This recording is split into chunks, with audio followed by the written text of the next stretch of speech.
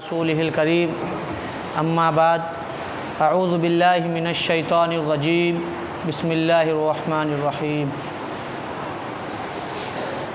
या अय्युहल्लज़ीना आमनुत्तक़ुल्लाह वज़रू मा बक़िया मिनर रिबा इन कुंतुम मुअमिनीन फ़इन लम तफ़अलू फ़अज़नू बिहर्बिम मिनल्लाहि व रसूलिहि व इन तुबतुम फ़लकुम रुऊसु अम्वालिकुम ला तज़लिमून व ला तुज़लमून। सदक़ल्लाहुल अज़ीम। माल अल्लाह ताला की एक नेमतों में से एक बड़ी नेमत है जो अल्लाह ताला ने इंसानों को दी हुई होती है और अल्लाह ताला ने इस माल के ज़रिए से अपने बंदों के ऊपर फ़ज़्ल और रहम व करम किया होता है। माल के ज़रिए से इंसान अपने अहलो अयाल और घर वालों की ज़रूरियात को पूरी करता है और उनकी ज़रूरियात को पूरी करना ये एक दीनी और अहम फ़रीज़ा है, अपने बच्चों की और अपनी ख़ानदान के लोगों की। और माल को अल्लाह ताला ने कुरान मुक़द्दस में कई जगह पर खैर फरमाया है, भलाई फरमाया है और माल को एक अज़ीम नेमत बताया है। और ये माल जब बंदा हलाल तरीके से कमाता है और उसके लिए मेहनत और कद्दो काविश करता है तो अल्लाह का फ़ज़्ल उसको शामिल होता है और अल्लाह ताला उसको खूब देता है। लेकिन माल कमाने के सिलसिले में अल्लाह ताला ने हमको आज़ाद नहीं छोड़ा है कि हम माल कमाने में आज़ाद नहीं हैं। हमारे दुनिया से चले जाने के बाद अल्लाह के हुजूर में जब हम खड़े होंगे तो अल्लाह ताला जो हमसे सवालात करेंगे हमारी ज़िंदगी के ताल्लुक़ से, उसमें एक सवाल ये भी होगा माल के बारे में कि ये माल कहाँ से कमाया और कहाँ खर्च किया, माल कमाने के वसाइल और ज़राए क्या थे, माल की इनकम और किन ज़रियों से माल कमाते थे, इसके बारे में हमें बताओ। ये नहीं, आज़ाद नहीं छोड़ा अल्लाह ताला ने कि माल कमा लो हराम व हलाल का ख़याल किए बग़ैर, ये नहीं फरमाया, बल्कि बंदे को जो माल कमाना है कमाए, लेकिन हलाल का ख़याल रखे कि हमारे पेट में हलाल लुक़मा जाए, हमारे बच्चों के पेट में हलाल लुक़मा जाए। नबी अलैहिस्सलातु वस्सलाम ने फरमाया सूद लेने से देने से बेहतर है पेट में आग का भर लेना, पेट के अंदर अंगारे का भर लेना, ये सूद से ज़्यादा बेहतर है। तो मौजूदा दौर में जो जहाँ हराम कमाई के बड़े मसले हैं उसमें से एक जो अजीम मसला है वो है सूद का। अल्लाह ताला ने फरमाया अहल्लल्लाहुल बैअ व हर्रमर रिबा, अल्लाह ताला ने ख़रीदो फ़रोख्त को, तिजारत को हलाल फरमाया और सूद को नाजायज़ और हराम करार दिया। फ़मन जाअहु मौइज़तुम मिन रब्बिही, और जब तुम्हारे रब के पास से तुम्हारे पास नसीहत आ गई, फ़न्तहा, तो इससे बाज़ आ जाओ और रुक जाओ, फ़लहु मा सलफ़, और जो पीछे हो चुका उसको छोड़ो, व अम्रुहु इलल्लाह, और मामला अल्लाह ही की तरफ लौटना है, वमन आदा, और जो शख्स दोबारा लौटेगा, फ़उलाइका अस्हाबुन नार, तो ये बंदा जहन्नमियों में से होगा, हुम फ़ीहा खालिदून, और ये उसमें हमेशा हमेशा रहेगा। आगे अल्लाह ताला फरमाते हैं यमहकुल्लाहु रिबा, अल्लाह ताला सूद को मिटाता है, व युरबिस सदक़ात, और सदक़ात को बढ़ाता है। तो अल्लाह ताला ने ये कुरान मुक़द्दस में ये आयतें नाजिल फरमा कर ये बता दिया कि हमने सूद को हराम करार दिया है। और जो लोग ये कहते हैं क़ालू इन्नमल बैउ मिस्लुर रिबा, कि ये ख़रीदो फ़रोख्त लेन देन भी सूद की तरह है, जो लोग ये करार देते हैं जैसे हम लेन देन कर रहे हैं, ख़रीदो फ़रोख्त कर रहे हैं, सूद भी तो वैसे ही है। सूद में और लेन देन में, ख़रीदो फ़रोख्त में कोई फ़र्क नहीं है। तो अल्लाह फरमाते हैं जो बंदा इस तरीके से बात कर रहा है और जो बंदा ये कह रहा है, वो जब मेरे सामने रोज़े महशर खड़ा होगा, यतख़ब्बतहु शैतानु मिनल मस, तो गोया कि उसको शैतान ने छू लिया है, जिसकी वजह से वो पागल और खप्ती हो गया है। वो इस तरह हो जाएगा जैसे एक पागल हरकतें करता है, तो अल्लाह के हुजूर खड़े होकर वो बंदा भी ऐसी हरकतें करेगा जिसने सूद का कारोबार किया होगा, सूद लिया होगा या सूद दिया होगा। अब सूद है क्या? किसी को अगर एक मिसाल के तौर पर किसी को एक मुतय्यन रकम दी जाए और उससे ये बात कही जाए कि हमने तुमको मिसाल के तौर पर 1000 रुपये दिए हैं, लेकिन हम जब तुमसे वसूलेंगे तो हमको 1100, 1200, 1300 रुपये देने होंगे, और वो राज़ी हो जाए, तो सूद लेने वाला, सूद देने वाला, सूद पर मदद करने वाला और सूद की गवाही देने वाला और सूद की लिखने वाला, नबी अलैहिस्सलातु वस्सलाम ने फरमाया इन तमाम लोगों के ऊपर अल्लाह ताला की लानत होती है। और अल्लाह ताला की लानत का मतलब ये होता है कि ये बंदा जिसने सूद लिया या जिसने सूद दिया या जिसने सूद पर किसी तरीके से मदद की या गवाही दी, ये रोज़े महशर अल्लाह ताला की रहमत से दूर हो जाएगा और अल्लाह ताला इस बंदे को अपनी रहमत में शामिल नहीं करेगा।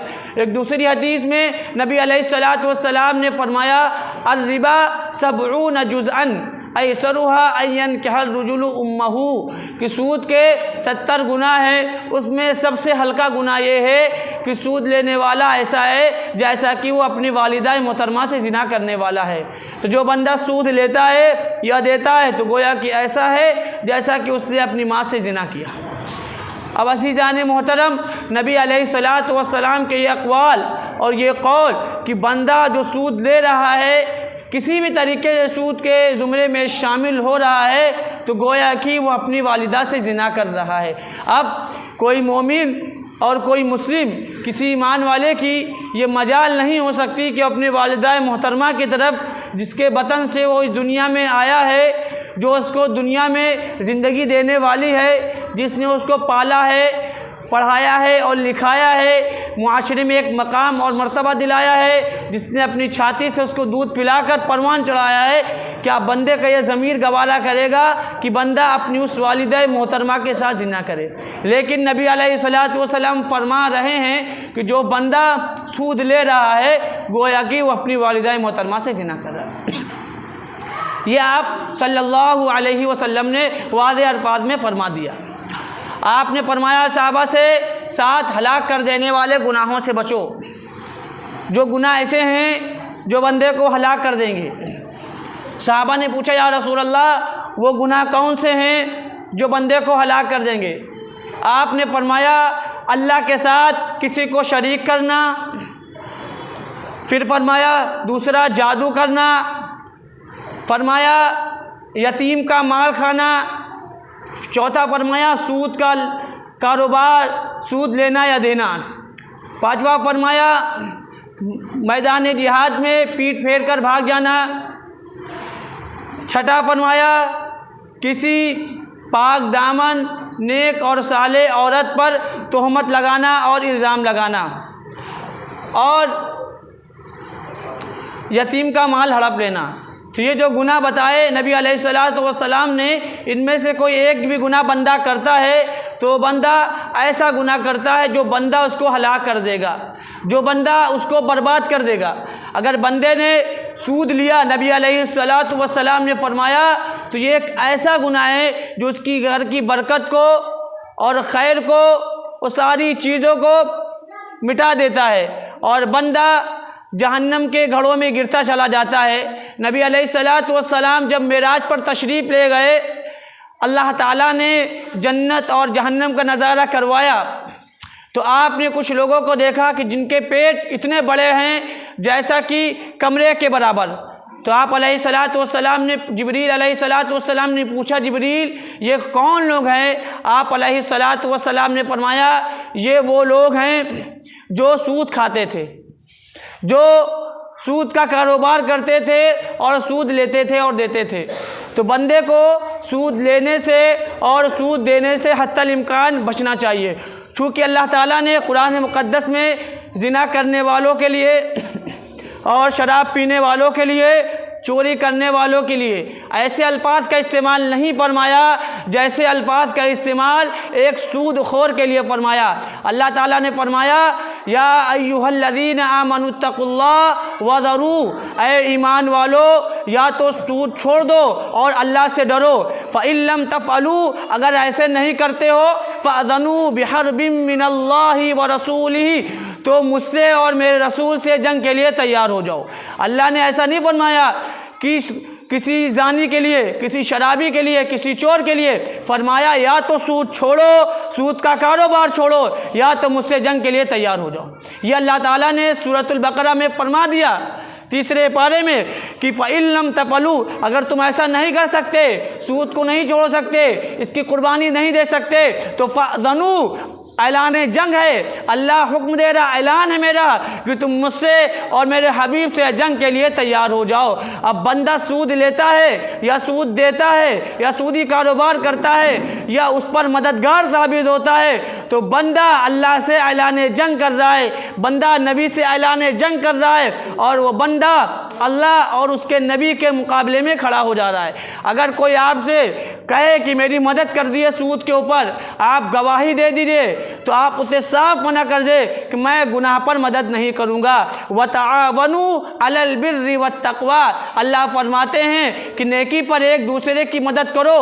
कोई नेक काम कर रहा है उसकी खूब मदद करो, कोई पढ़ना चाह रहा है उसकी मदद करो, कोई परेशान हाल है उसकी मदद करो। इसके अलावा जहाँ मदद कर सकते हो मदद करो।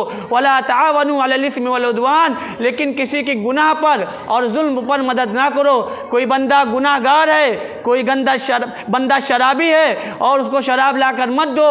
कोई सूद लेना चाह रहा है और आपको गवाह मुकर्रर करे, आप साफ इनकार कर दे कि हम आपके साथ शरीक नहीं होंगे।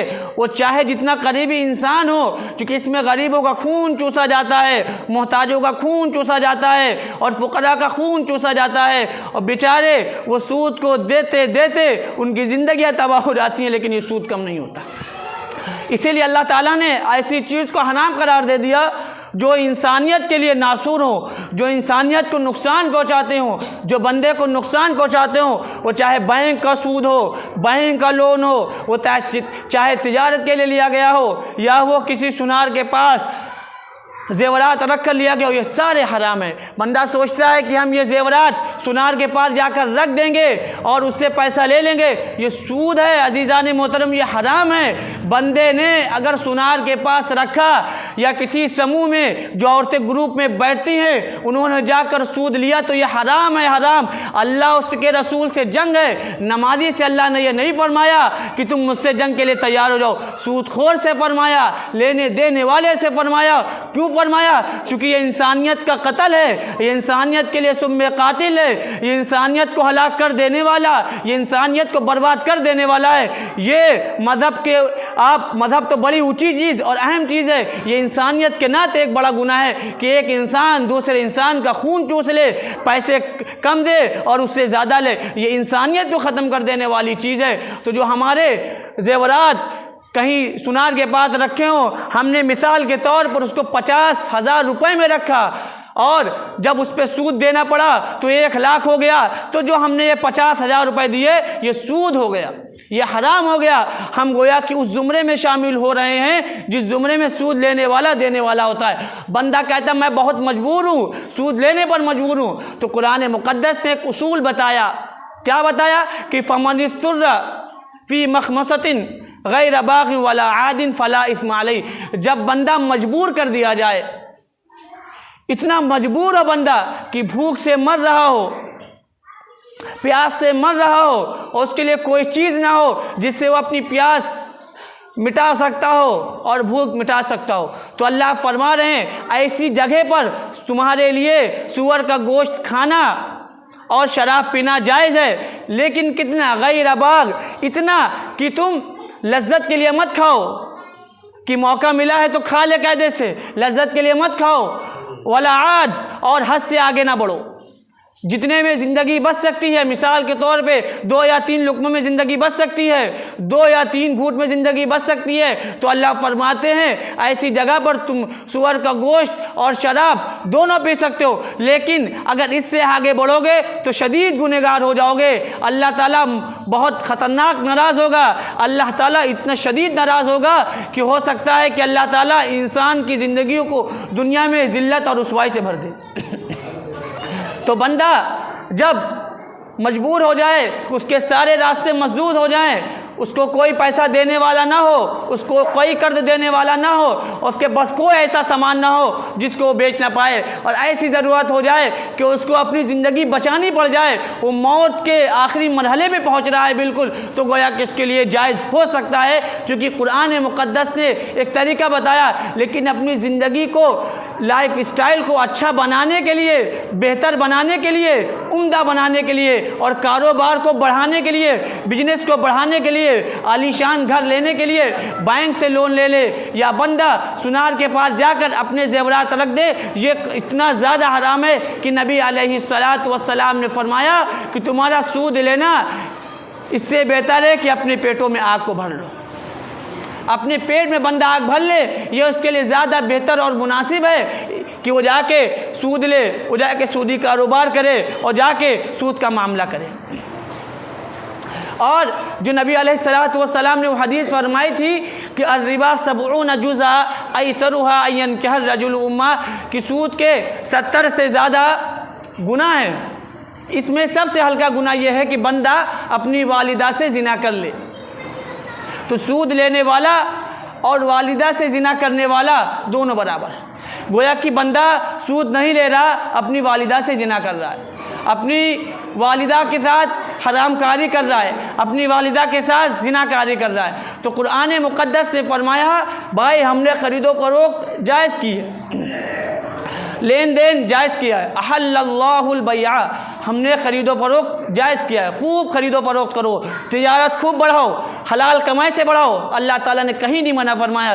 कितना भी बिजनेस हो जाए, कितनी बड़ी तिजारत हो जाए, अल्लाह ने नहीं फरमाया। लेकिन अल्लाह कह रहा है वहर्रमर रिबा, लेकिन मैंने सूद को हराम कर दिया है। इसके इर्द गिर्द भी आओगे तो मैं इबरतनाक सज़ाएँ दूँगा, मैं ऐसी सज़ाएँ दूँगा कि तुम्हारी ऐसी सज़ाएँ दूँगा कि ये जो खाल है, जिस्म की खाल, इसको बदल दूंगा, ये झुलस जाएगी फिर दूसरी दे दूंगा। बदलना हम जुलूदन गैरहा जुलूदल यज़ूक़ुल अज़ाब, कि खालें बदलती चली जाएंगी ताकि तुम अज़ाब का मज़ा चखते रहो।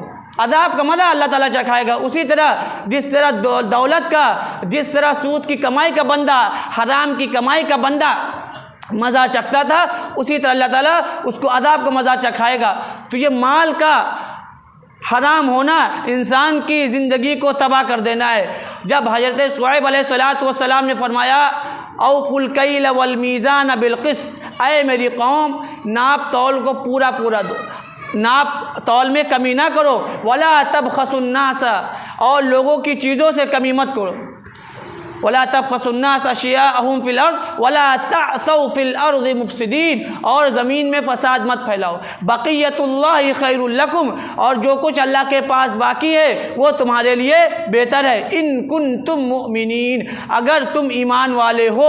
वमा अना अलैकुम बिहफ़ीज़, मैं तुम्हारा निगरान नहीं हूँ, मैं बस बताने के लिए आया हूँ। अल्लाह ताला ने मुझे बहैसियत पैगम्बर के, बहैसियत रसूल के भेजा था, जो मैंने तुम्हें बता दिया। तो नाप तौल में पूरा पूरा ख्याल रखो। वैलुल लिल मुतफ़्फ़िफ़ीन, कुरान ने फरमाया हलाकत है ऐसे लोगों के लिए जो नाप तौल में कमी करते हैं। अल्लज़ीना इज़ा क़तालू अलन्नास यस्तौफ़ून, जब लोगों को कोई चीज़ देते हैं तो कम देते हैं। तो याद रखें, चीज़ दें तो अच्छी चीज़ दें। अगर कोई चीज़ ख़राब है, कोई चीज़ डेट एक्सपायर है, कोई चीज़ बिकने वाली नहीं है, तो उसके उस लेबल को हटाकर दूसरा लेबल चस्पा कर देना, तो वो अज़ाब मिलेगा। और उस ज़ुमरे में शामिल होंगे जो अज़ाब हज़रत शुआइब अलैहिस्सलातु वस्सलाम की कौम को मिला था। उन्होंने नमाज़ें नहीं जोड़ी थी, उन्होंने तो नाप तौल में कमी की थी, तो अल्लाह ताला ने नाप तौल में कमी करने की वजह से उनको हलाक कर दिया, उनको बर्बाद कर दिया। जब हम कुरान मुक़द्दस पढ़ते हैं और गौर करते हैं तो हम देखते हैं जो पिछले की उम्मतें हलाक की गई, उन सब के मामलात ख़राब थे, मामलात नहीं सही थे किसी के। कोई जानी था, तो कोई नाप तौल में कमी करने वाला था, कोई एक दूसरे को नाहक कत्ल करने वाला था। तो बंदा अगर चीज़ बता तो अच्छी रहा है, दे खराब रहा है, दे बुरी लग रहा है, तो इसके ज़रिए से जो बंदा माल कमा रहा है वो बंदा हराम, वो माल हराम के ज़ुमरे में आ रहा है। कुरान मुक़द्दस ने इसकी रहनुमाई फरमा दी। तो बंदे को माल कहाँ से आ रहा है इसका सवाल देना है। नबी अलैहिस्सलातु वस्सलाम ने फरमाया है कि जब रोज़े महशर बंदा खड़ा होगा अल्लाह के सामने, तो अल्लाह ये पूछेगा वअन मालिही मिन ऐनक तसबता, इस माल के बारे में बताओ, ज़रिया आमदनी क्या था, तुमने माल कहाँ से कमाया। हालांकि अल्लाह ताला जानता है कि बंदे का क्या काम था, लेकिन अल्लाह पूछेगा ये माल कहाँ कमाया, एक चीज़, और फिर दूसरी चीज़ पूछेगा वफ़ी मा अनफ़क़ता, और इस माल को तुमने कहाँ खर्चा किया। तो माल के इनकम कहाँ से हो रही है ये भी बताना है, और कहाँ खर्च हो रहा है ये भी बंदे को बताना है। तो माल का ख़ास ख्याल रखें कि बंदा जो माल कमाए वो हलाल होना चाहिए, वो फ्रेश होना चाहिए, जिससे अल्लाह ताला की कुर्ब नसीब होगा और इबादत में लज्जत मिलेगी, इबादत में मज़ा मिलेगा। क्योंकि जब बंदा हराम खाने लगता है दुआएं कबूल नहीं होती। नबी अलैहिस्सलातु वस्सलाम ने फरमाया बंदा रो रो के दुआएं मांगेगा, बल्कि मुझे वो हदीस सही से याद नहीं कि अस्सारे काबा पकड़ कर दुआएं मांगेगा बंदा, और रो रो कर दुआएं मांगेगा, लेकिन दुआ कहाँ से कबूल हो, उसका खाना हराम, उसका पीना हराम, उसका कपड़ा हराम, उसकी सारी चीज़ें हराम की हैं, और अल्लाह ताला से दुआएं लगा रहा है, तो दुआएं कबूल नहीं होगी। दुआ कबूल होने के लिए दो चीज़ का होना ज़रूरी है। दो चीज़ जिस बंदे के अंदर होंगी उसकी दुआ कबूल होगी। एक सिद्क़े मकाल, सच्चा आदमी, सिद्क़े मकाल यानी मुंह से जब बोले तो सच बोले, झूठ ना बोले, सच्चा आदमी। दूसरा अक्ले हलाल, यानी माल हलाल हो। सिद्क़े मकाल अक्ले हलाल यानी सच बोलने वाला और हलाल खाने वाला, हलाल कमाने वाला, इस बंदे की दुआ कबूल होती है। एक चीज़ भी फौत होगी दुआ कबूल नहीं होगी। अब जो हमारी दुआएं कबूल नहीं हो रही, बंदा अपना जायज़ा ले ले कि हम या तो सच्चे नहीं हैं या हम अक्ले हलाल का एहतिमाम नहीं फरमा रहे। तो बंदा अकेले हलाल का बड़ा एहतिमाम करे और सिद्क़े मकाल का बड़ा एहतिमाम करे, अल्लाह ताला तो बैठा हुआ है दुआ कबूल करने के लिए। उजीबु दाअवत अद्दाइ इज़ा दान, जब तुम मुझे बुलाओगे मैं जवाब दूंगा। अल्लाह ताला फरमा रहे हैं फ़ज़कुरूनी अज़कुरकुम, तुम मुझे याद करोगे मैं तुम्हें याद करूँगा। तो याद करने में सारी चीज़ें आती। तो बंदे का माल और अपने माल में खासा ख्याल रखे कि माल हम कहाँ कमा रहे हैं और कहाँ खर्च कर रहे हैं। व आखिरु दावाना अनिल हम्दुलिल्लाहि रब्बिल